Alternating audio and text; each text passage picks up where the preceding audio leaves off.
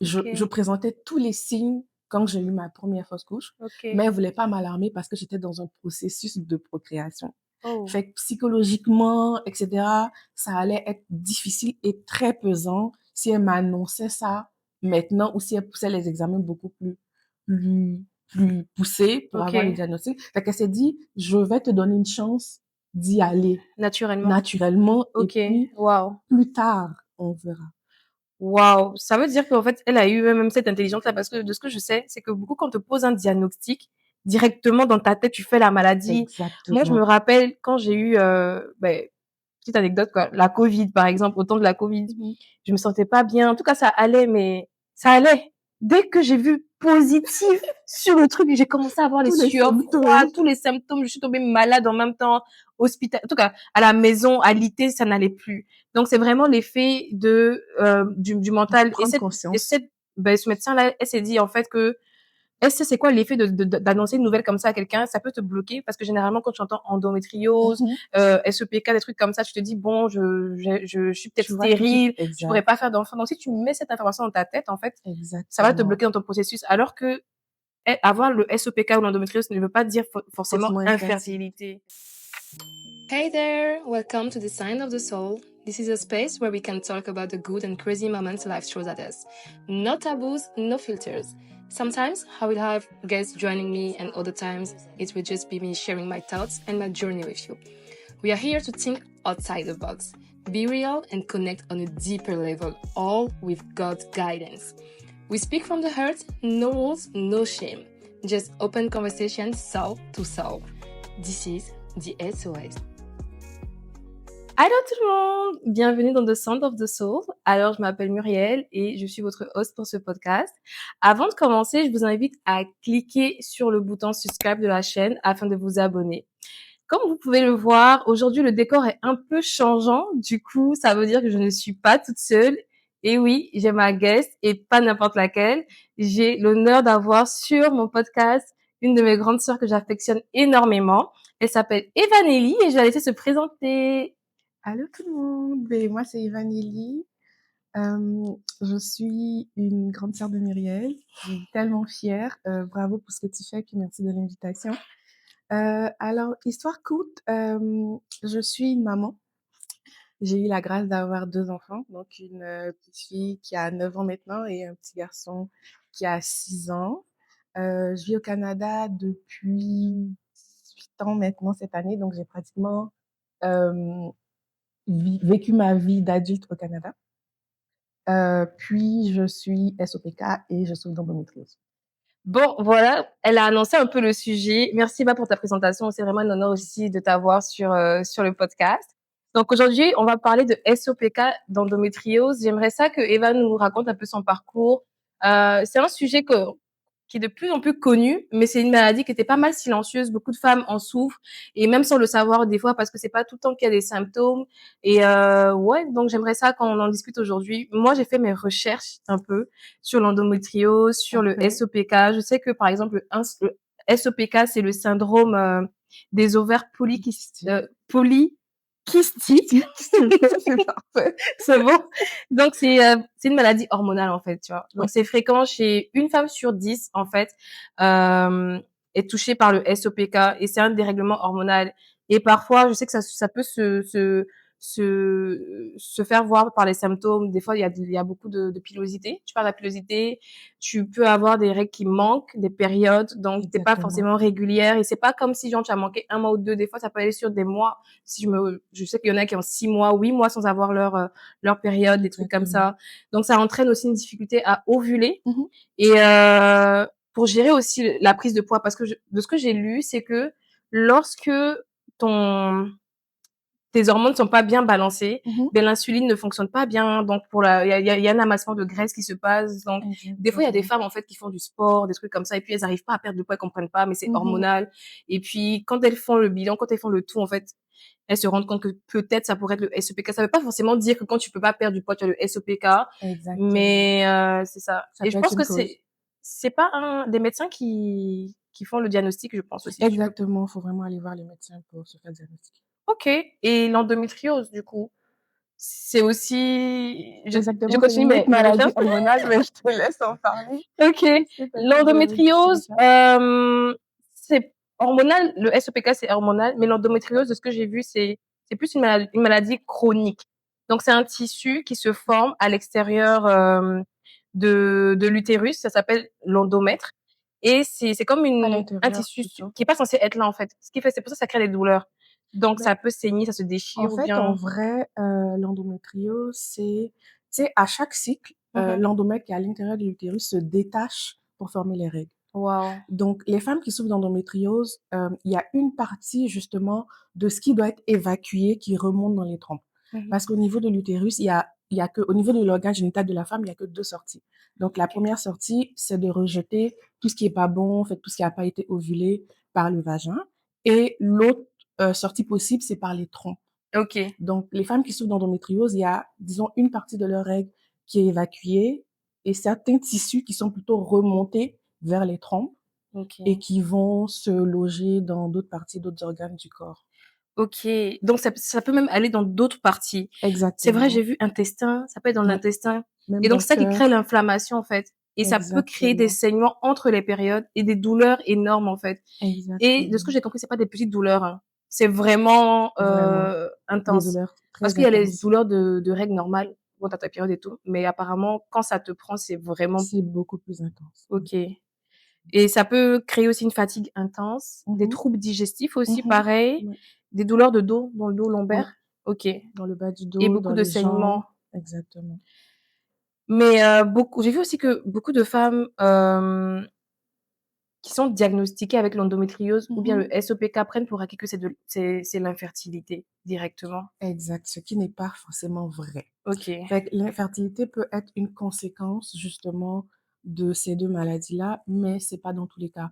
Fait qu'il peut avoir en fait des difficultés à procréer, Mhm. mais ce n'est pas impossible. Ok. Donc toi, en fait, c'est quand que tu as commencé à avoir tes symptômes? Moi, je dirais que je les ai toujours eus sans le savoir. Ok. Parce que, étant jeune, quand j'ai commencé à avoir mes périodes menstruelles, j'avais déjà des douleurs intenses. Donc, j'avais des fortes douleurs dans le bas du dos, dans les jambes et tout. Il y avait des moments où j'avais même de la difficulté à aller en classe parce que mes douleurs étaient trop fortes. Mais on associait toujours ça aux règles douloureuses. Ok. Fait que moi, j'ai grandi avec le fait que oui, je suis consciente que j'ai des règles douloureuses, puis je dois vivre avec.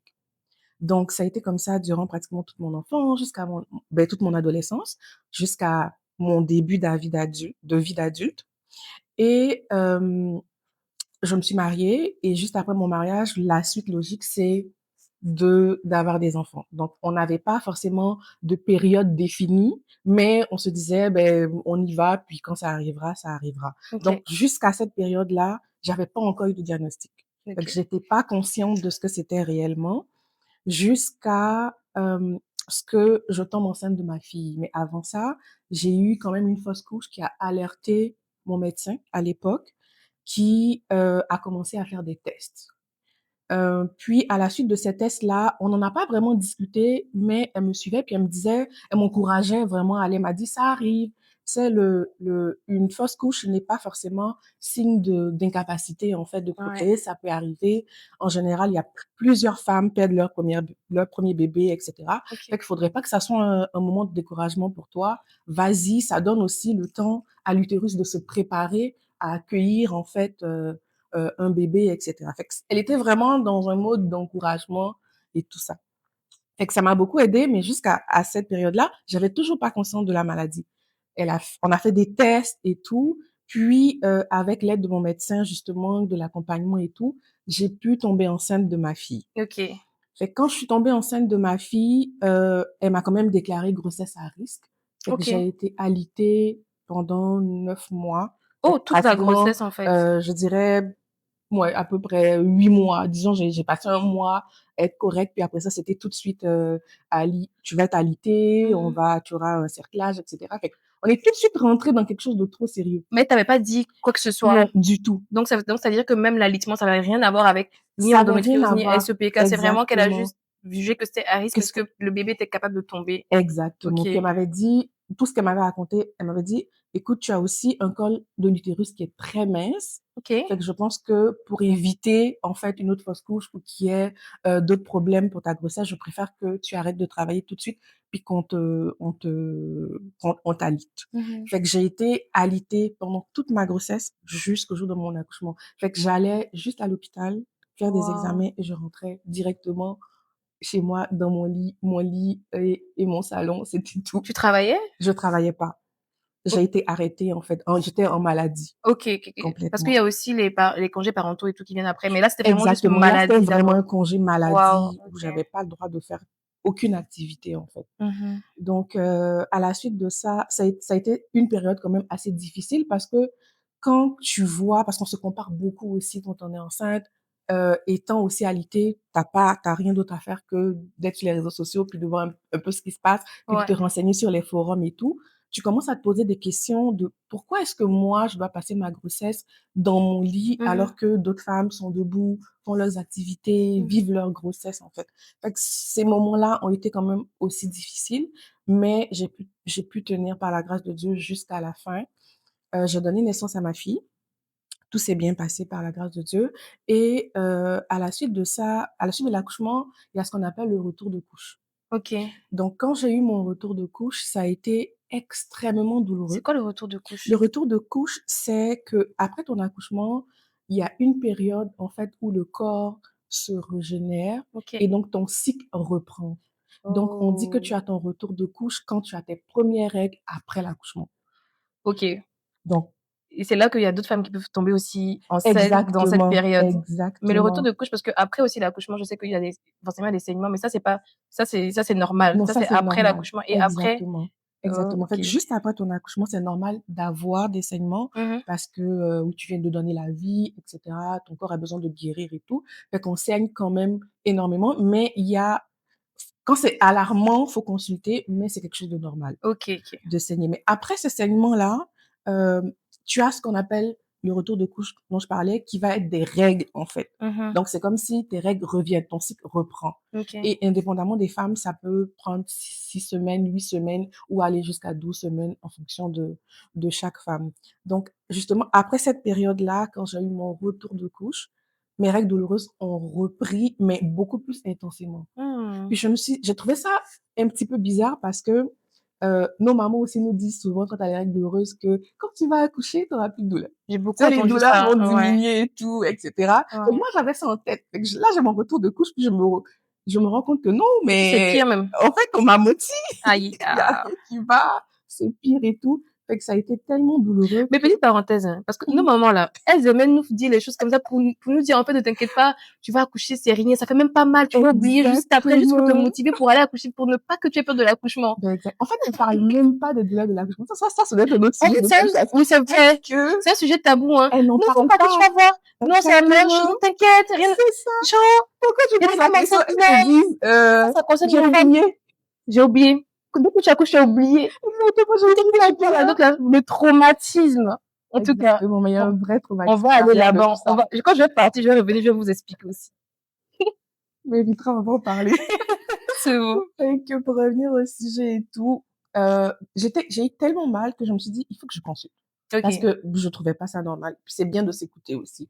Vraiment, écoutons-nous, les femmes, écoutons nos corps. Personne ne peut nous connaître mieux que nous-mêmes, en fait. Fait que du coup, je suis retournée voir mon médecin pour lui expliquer que oui, j'ai eu mon retour de couche, mais j'ai extrêmement mal. Mhm. J'arrive même pas à marcher, j'ai des douleurs, j'arrive pas à allaiter parce que j'arrive pas à être assise longtemps, tenir mon bébé pour allaiter, c'était extrêmement difficile. Fait que là, elle m'a donné des examens à faire, dans des examens de sang, euh, et des échographies, IRM, etc. Puis, quelques semaines après, elle a posé le diagnostic. Puis, elle m'a dit que en fait, elle avait déjà des doutes. Je Ok. présentais tous les signes quand j'ai eu ma première fausse couche, Ok. mais elle voulait pas m'alarmer parce que j'étais dans un processus de procréation. Oh. Fait que psychologiquement, etc., ça allait être difficile et très pesant si elle m'annonçait ça maintenant ou si elle poussait les examens beaucoup plus poussés pour Ok. avoir le diagnostic. Fait qu'elle s'est dit, je vais te donner une chance d'y aller Naturellement. naturellement et Ok. puis Wow. plus tard, on verra. Waouh! Ça veut dire qu'en fait, elle a eu même cette intelligence-là parce que de ce que je sais, c'est que beaucoup quand on te pose un diagnostic, directement dans ta tête, tu fais la maladie. Moi, je me Exactement. rappelle quand j'ai eu, petite anecdote quoi, la Covid par exemple, au temps de la Covid, Mmh. je me sentais pas bien. En tout cas, ça allait, mais ça allait. Dès que j'ai vu positif sur le truc, j'ai commencé à avoir les Tous les sueurs froides, symptômes. tous les symptômes. Je suis tombée malade en même temps, en tout cas, à la maison, à l'IT, ça n'allait plus. Donc c'est vraiment l'effet de du mental. Et Prendre conscience. ce médecin-là, elle s'est dit en fait que est-ce que c'est quoi l'effet d'annoncer une nouvelle comme ça à quelqu'un? Ça peut te bloquer parce que généralement quand tu entends endométriose, Mmh. SEPK, des trucs comme ça, tu te dis bon, je suis peut-être Tu vois tout de suite stérile, je pourrais exact, pas faire d'enfant. Donc si tu mets cette information dans ta tête, en fait, ça va te exactement. bloquer dans ton processus. Alors que avoir le SEPK ou l'endométriose ne veut pas dire forcément Forcément infertilité. infertilité. Exact, Ok, ok, ouais. exactement. Donc après ça, une fois que le diagnostic est tombé, ben j'ai tout de suite été prise en charge et tout. Elle m'a expliqué que c'est, quelque chose avec une maladie avec laquelle je dois vivre. Il faut Hmm. que je me l'apprivoise. Il faut que je domine cette maladie-là parce qu'il y a pas vraiment de traitement en tant que tel pour guérir. Mais là, t'avais annoncé quoi, les deux? Les 2. Oh, ok, ok, ok, Elle m'avait d'accord. annoncé les 2 en même Waouh, temps, ok. puis ça expliquait beaucoup de choses que j'avais vécues auparavant dans ma jeunesse. Franchement, tout collait. J'avais des symptômes d'hyperandrogénie, donc La la barbe, pilosité. exact, la pilosité excessive sur le menton, les joues, la poitrine. J'avais eu de l'acné aussi durant ma Ok. jeunesse. Fait que tous ces symptômes-là venaient vraiment confirmer et tout le diagnostic qu'elle avait posé. Waouh. Mais en fait, je veux quand même mettre une parenthèse parce que c'est beaucoup de symptômes que beaucoup de femmes ont, mais ça veut pas dire que c'est source de SOPK ou Exactement, endométriose. En fait, exactement. l'acné Je à suis d'accord. l'adolescence, c'est normal. Ouais. Il y a des femmes qui ont un peu plus de pilosité que d'autres, c'est les Mhm, mhm, hormones. mhm, mhm. En tout cas, ce que je veux dire, en fait, dans tous les cas, je pense que c'est mieux de laisser un médecin poser le diagnostic. Mais c'est Exactement. vrai que comme elle a dit tantôt, c'est important de s'écouter. Mhm, Tu sais mhm, que t'es pas bien, la douleur, il faut insister. Je sais que même, je connais des gens mhm. ici, même, je pense qu'ils veulent même pas poser le diagnostic, tu vois. Exactement. C'est encore très C'est tabou, en encore fait. très tabou, ils aiment pas, mais il faut pousser, en fait. Il faut pousser. Et puis, de ce que j'ai vu aussi, ben, Mhm. tu me diras, hein, de ce que j'ai vu, c'est que il y a des moyens d'alléger, non? Ta condition, parce que c'est quelque chose Oui, il y a pas de remède, mais il y a des moyens exactement. d'alléger quand Mais même on les vit symptômes. avec, en fait, les symptômes. Il faut savoir les gérer. Il faut s'écouter. Faut, ben, plus tard, si tu veux, on pourra en discuter, mais faut vraiment prendre soin de toi. Tu sais, comme qu'est-ce que tu manges, l'alimentation, tout ça, c'est important. Comment tu prends soin de ton corps? Est-ce que tu fais du sport? Souvent, on se dit, oui, faire du sport, oui, c'est pas évident, mais parfois, un minimum, en fait, peut t'aider, en fait, à gérer tout ça. Ok. C'est bon. Heu, Pendant ces épreuves, parce que c'est pas facile, hein, tu te sens quand même pas mal seule. Déjà, tu vis une grossesse de 9 mois toute seule. Comme tu as dit, tu peux te comparer parce qu'il y a des femmes enceintes, elles sont dehors, elles ont l'air d'être, enfin, bien avec Exact. leur ventre, elles font des activités en Mhm, famille, des trucs comme ça. mhm, Puis toi, tu te retrouves, dans ces moments-là avec après ça, un diagnostic, après un accouchement.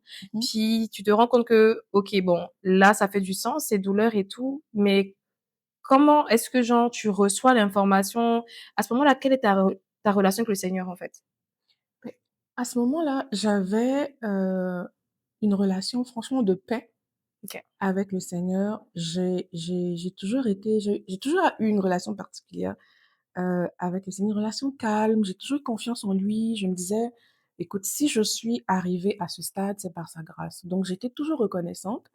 Hem, Quoique, il y a aussi des moments de faiblesse, en fait. Surtout quand tu es confronté à la douleur, au manque, il y a plein d'émotions qui rentrent en jeu, puis il y a plein de questionnements qui rentrent en jeu. Fait qu'il y a eu des moments aussi de découragement, certainement, des moments de découragement, des moments de questionnement de pourquoi moi? Il me semble que j'ai quand même bien fait les choses, pourquoi c'est sur moi que ce genre de choses tombe? Et je trouve que c'est normal de se poser ce genre de questions, mais il faut pas rester bas, Bah, en fait. Il OK. faut toujours, trouver la force de se relever, de prier quand ça ne va pas, puis de se confier au Seigneur. Puis je pense qu'il donne toujours la force. Franchement, il y a des moments où je me demandais même comment est-ce que je faisais pour passer mes journées, en fait, mais c'était vraiment une journée à la fois. Mmh. Je sais aussi que, beh, tu as 2 enfants. Mais là, du coup, là, c'était plus pour la première grossesse. Mais comment ça s'est déroulé la deuxième? Parce que là, maintenant, il y a le diagnostic. Et là, il y a le Exactement. mental aussi qui prend le Exactement. dessus. Et c'est exactement là que ça a joué parce que la deuxième grossesse a été plus difficile, en fait, à arriver. OK. Et je me dis que oui, il y a eu le diagnostic, mais comme tu dis, il y a le mental aussi qui joue. Et j'ai commencé à avoir des inquiétudes, c'est à me confier, à adhérer à des groupes de soutien et tout.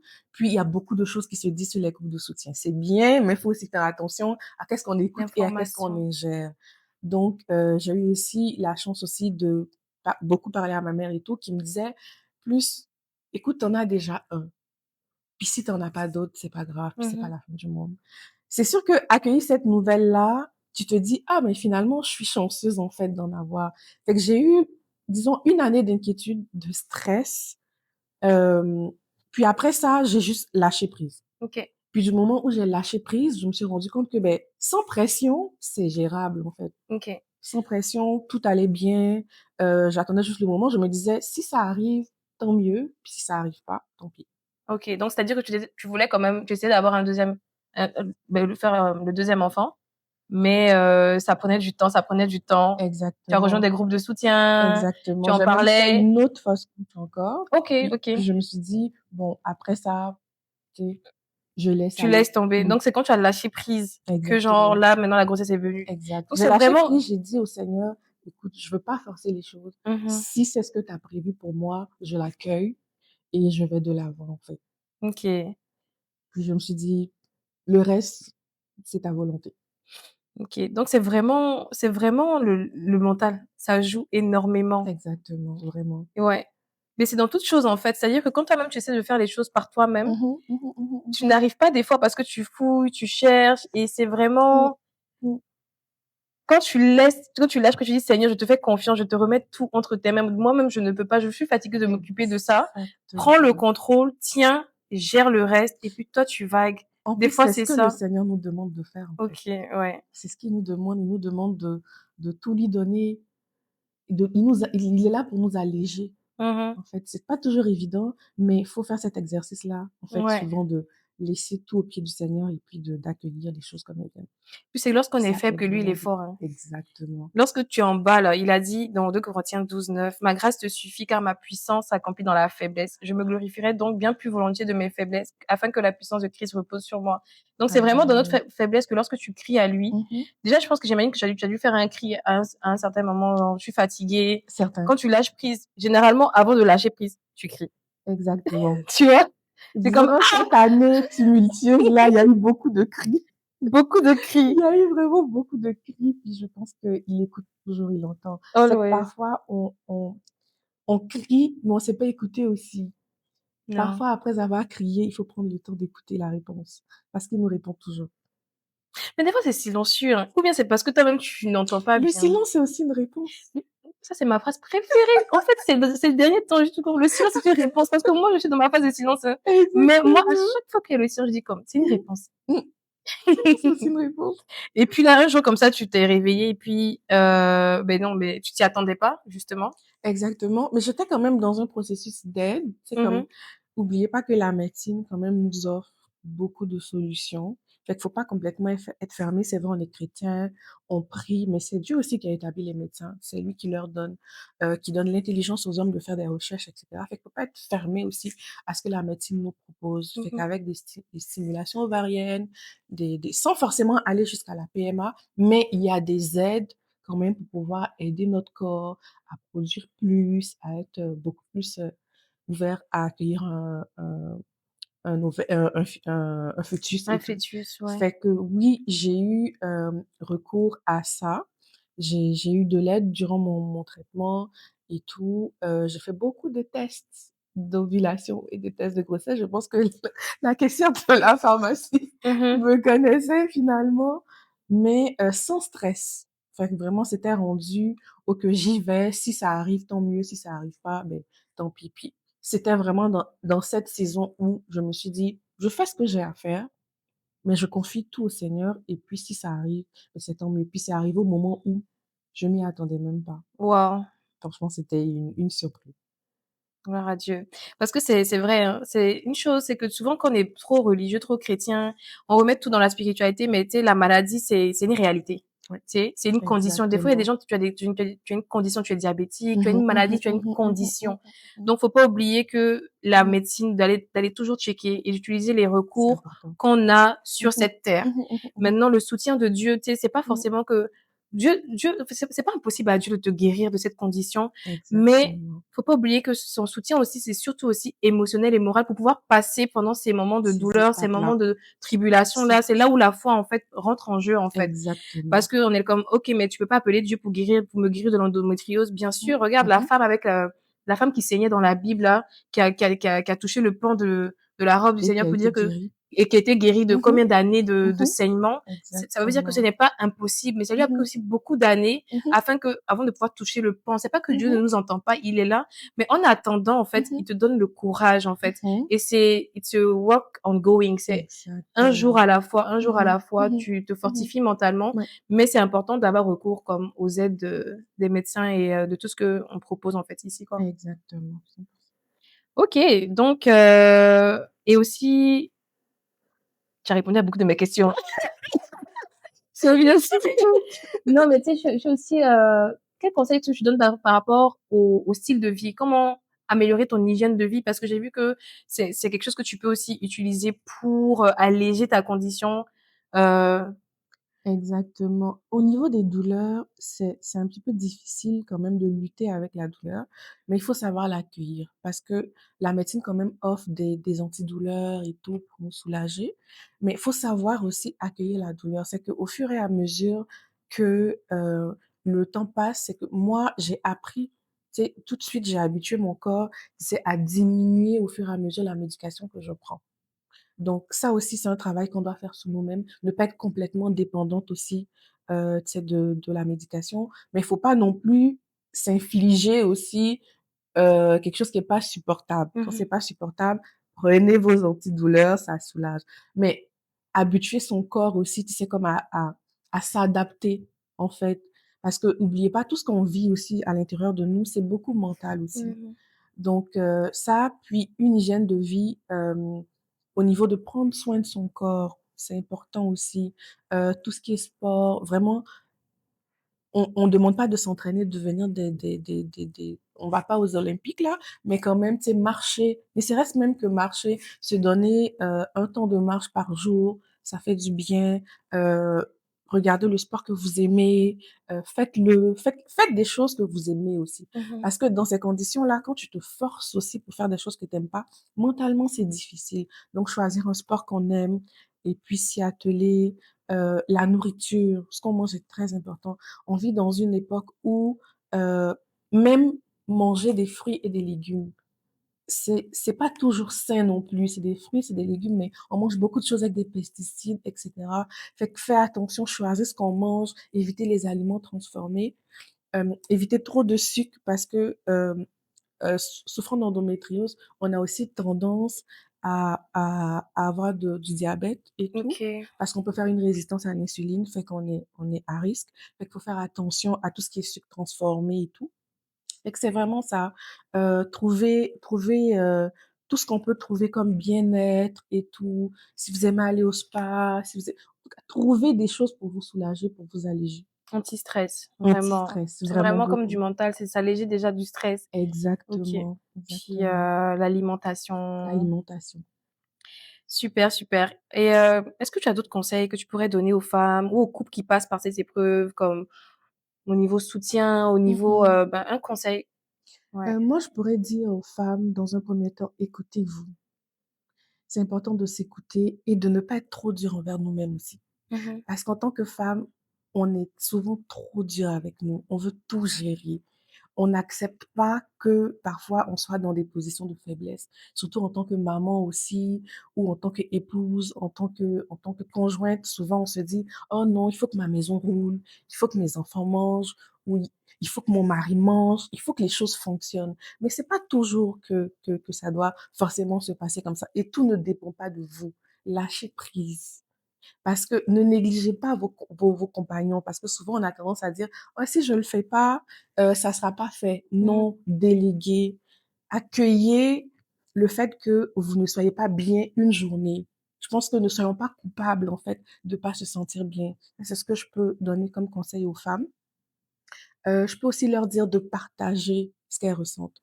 Parce que souvent, on prend pour acquis que les personnes qui sont dans nos vies, nos mères, nos sœurs, nos amis, nos partenaires, savent ce qu'on vit. Pas forcément. Ils peuvent être là pour nous accompagner, mais ils savent pas forcément ce qu'on vit. Fait Mm, que n'hésitez pas à en parler, à vraiment exprimer ce que vous ressentez. Ça peut aider aussi les autres à comprendre votre situation. Et puis, ce que je pourrais dire aussi, c'est d'accueillir nos émotions. ok. Parce que accepter d'être triste une journée, c'est pas grave. T'es Mhm. triste aujourd'hui, t'es triste. T'as envie de pleurer, tu pleures. T'as envie de rire, tu ris. Tu as envie de sauter, tu sautes de joie. Franchement, ne nous sentons pas coupables, en fait, de ressentir ce qu'on ressent. Puis, ça permet aussi d'évacuer le plus rapidement possible quand on accueille Ces facilement ce qu'on émotions. reçoit. Puis, qu'est-ce que je pourrais dire aux personnes qui accompagnent ces personnes qui souffrent de ces maladies-là, donc leur entourage, parents, frères, sœurs, compagnons, soyez à l'écoute. Soyez à l'écoute. Émotionnellement, c'est pas toujours facile, en fait, d'accompagner les femmes qui souffrent de ce genre de maux parce que ça peut vaciller les émotions, les comportements, les humeurs et tout. Soyez indulgents, écoutez et puis soyez là pour ces personnes-là. Pour les couples, ne vous comparez pas. Parce qu'aujourd'hui, notre nouvelle génération, les réseaux sociaux, et cetera, tout ce qui se passe sur internet, on a tendance à se comparer un petit peu trop. Fait que Ouais. vivez votre vie, si je peux dire ça comme ça. Adaptez-vous selon votre condition, selon l'état de votre couple, l'état émotionnel de votre couple. Soutenez-vous, ne regardez pas ce qui se passe chez le voisin, c'est pas important. Fait que vivez votre moment à vous. C'est sûr qu'il y a des journées où ça peut être difficile, mais c'est pas toujours difficile. On passe aussi de bons moments, de bonnes journées. Franchement, profitez de ces moments-là quand ils sont là et Mhm. soutenez-vous quand c'est difficile. Fait que c'est un peu ce que je peux partager. Wow, merci Eva pour ces conseils. J'imagine aussi, c'est aussi amusez-vous aussi. Amusez-vous, Amusez-vous, c'est fun. amusez-vous Ben, et pas puis l'endométriose et le SEPK qui est fun, mais je veux dire la vie de la couple. vie de couple, Ouais, franchement, amusez-vous, profitez-en, ouais. vivez chaque journée, en fait. Mhm. Je pense que Wow, c'est important. Et comme on a tendance à entendre, mais je pense que cette vérité est bonne, est toujours bonne à dire, ne vous couchez pas fâchés. oh, Ça ne sert à rien, petit conseil. en fait. Petit conseil, ne vous couchez pas fâchés. C'est bon. Débrouillez-vous, peu importe, on est des humains, ça peut arriver, mais débrouillez-vous pour toujours finir la journée, franchement, en de bons termes. Pardonnez-vous, soyez là l'un pour l'autre. Franchement, ça aide. Et quand tu as un bon soutien émotionnel, tu es capable de supporter toutes les épreuves aussi dans la vie. Tout est supportable. Wow, Et puis avec l'aide de Dieu aussi, priez ensemble. amen. Amen. Comme à chaque invité, je demande de faire une prière de clôture. Donc, je vais te laisser clôturer ce moment. Puis, je vais te dire merci pour ce partage. J'espère que Plaisir. l'épisode vous a plu. Donc, on va clôturer en prière. Alors nous prions. Seigneur, j'aimerais prier aujourd'hui pour toutes ces femmes qui souffrent de ces maladies, toutes ces femmes qui souffrent de SOPK, d'endométriose et même de fibrome aussi. Seigneur, j'aimerais te dire merci pour leur vie, pour la vie de chacune de ces femmes. Je te dis merci pour leur vie parce que ne serait-ce qu'être en vie, c'est une grâce. Donc, nous savons que tu nous fais cette grâce-là de nous réveiller tous les matins. Nous voulons te dire merci pour cela.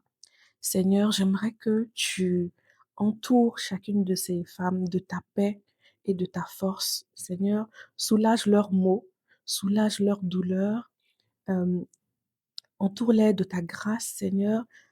Toutes ces femmes-là qui ont mal, Seigneur, pose ta main sur toutes les parties de leur corps, Seigneur, qui leur pose des douleurs, soulage-les. Seigneur, je te confie aussi leurs familles, en fait, qui sont autour d'eux, autour d'elles, donne-leur la force de les soutenir, donne-leur le courage, donne-leur la paix, la joie. Seigneur, j'aimerais aussi te confier celles qui ont pu donner la vie, celles qui sont en train dans un processus, en fait, de procréation, même celles qui n'ont pas de maladie, mais qui souffrent d'infertilité puis qui ont du mal à procréer, Seigneur. Soit celui-là même qui les accompagne chaque journée, soit celui-là qui les porte par la main, soit celui-là qui apaise leurs maux, soit celui-là qui entoure toutes les personnes qui les accompagnent afin que ces personnes-là soient des soutiens pour elles. Merci pour tout ce que tu fais dans la vie de chacune de ces femmes et accorde-leur la grâce de l'enfantement. Merci pour tout. Amen. Amen, amen. Merci Eva, merci à vous. Passez une excellente journée ou soirée, puis à bientôt. Bye.